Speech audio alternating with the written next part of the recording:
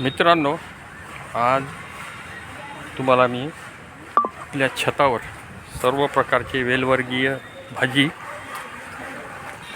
परत भेंडी, चवळी हे सगळं पिशव्यामध्ये लागवड केलेली आहे आणि त्याची खूप चांगल्या पद्धतीनं ग्रोथ आहे. त्याच्या मागचं कारण असं आहे की त्याला अंकुश पाटील कृषी तंत्रज्ञानाच्या सर्व निविष्ठा थोड्या थोड्या प्रमाणात दिलेल्या आहेत आणि 5 तारखेची लागवड आहे, म्हणजे 15 दिवस झाले असतील. हो, तर या पद्धतीने त्याची ग्रोथ. हे दोडका, तुरई, हे बघा,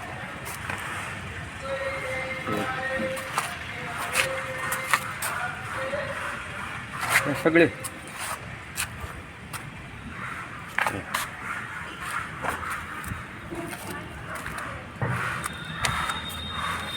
याला आता मांडव, ताराचा मांडव केला जाईल आणि त्याच्यावर चढून आपल्या घरच्या पुरतं का होईना विषमुक्त खायला मिळेल. कारली आहे,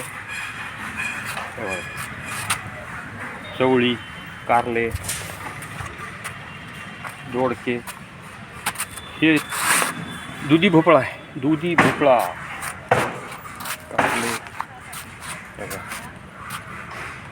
15 दिवसात त्याची फ्लावरिंग स्टेज अजून यायला हरकत नाही, येईल. हे बघा, चवळी आहे, ही चवळी, हे बघा, हे सगळं भेंडी, यात पालक आहे,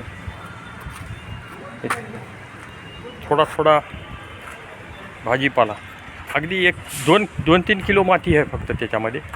आणि तूर पण लागवड केलेली आहे आपण पिशव्यामध्ये. याची ग्रोथ आणि याला कुठल्याही प्रकारची कीड नाही आहे.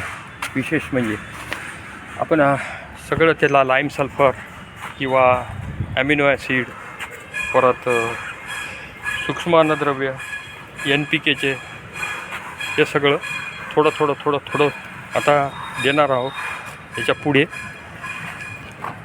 तर एक विरंगुळा म्हणून आपण हे करतो, पण याचे खूप छान परिणाम आलेले आहेत. ही जी तूर आहे ना, 120 दिवसात येणारी आहे,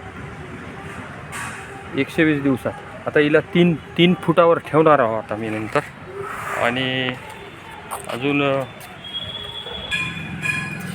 परत काय झालं, एक तोंडल्याचा वेल लावलेला आहे, त्याचे एवढे तोंडले निघाले बघा. आता एकदम खायला मस्त लागतात. पॉवर हाऊस हे सुपरफूडमध्ये मोडल्या जाते. तर या वेलाला भरपूर हे लागलेले आहेत. आणि सीताफळाला पण सीताफळं खूप आहेत. याचं सगळं जे रहस्य आहे, आता या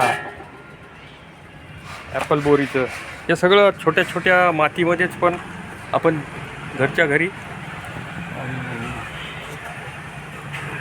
पीक उगवू शकतो, घेऊ शकतो. आता एवढे काय आम्हाला लागणार नाही, तर थोडेसेच लागतात खायला. पण काही मित्र कंपनीला आम्ही याचा आस्वाद देत असतो. हे सगळं बघा, हे तर ज्यांना तोंडल्याच्या कलम तोंडल्याचं वेलच द्यावं लागत असते, उपलब्ध आहे. ज्याला लागलं त्यानं घेऊन जायचं, अशा पद्धतीनं करायचं. मस्तपैकी स्वतःचं कर्तृत्व पण दिसते आणि चांगल्या गोष्टी खायला पण मिळतात, चांगले भाजीपाला पण खायला मिळतो. ठीक आहे, भेटूया परत.